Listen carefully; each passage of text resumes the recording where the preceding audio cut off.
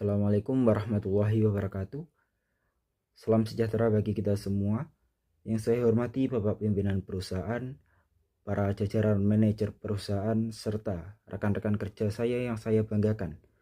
Pertama-tama marilah kita panjatkan puji syukur kehadirat Tuhan Yang Maha Esa, karena atas limpahan rahmat dan karunia-Nya kita bisa berkumpul, kita bisa bersama-sama pada hari ini dengan rasa syukur yang begitu dalam, dengan rasa kebahagiaan yang begitu memuncak untuk sama-sama merayakan hari ulang tahun perusahaan yang kita cintai ini.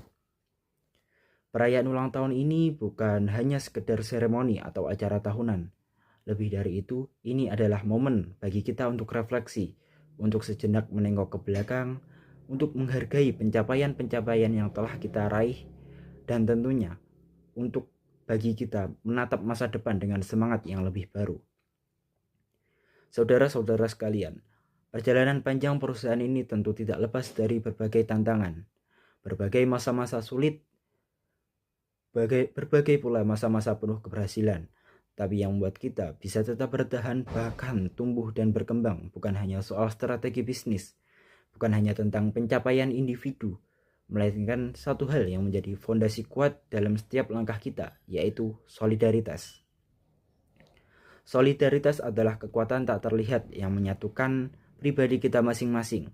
Ia bukan hanya tentang kerjasama, tapi juga tentang saling percaya, tentang saling memahami, dan saling mendukung di tengah berbagai kondisi.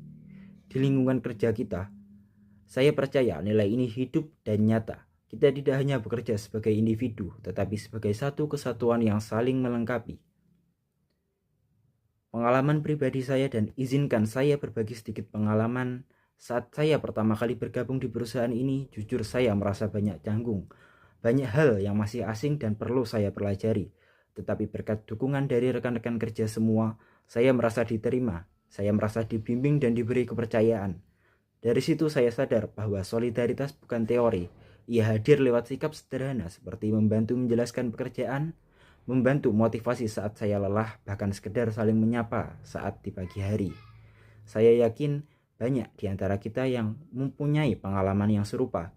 Saat ada rekan kerja yang lembur, kita ikut menemani. Saat kita kesulitan satu tim lain akan datang membantu kita tanpa diminta.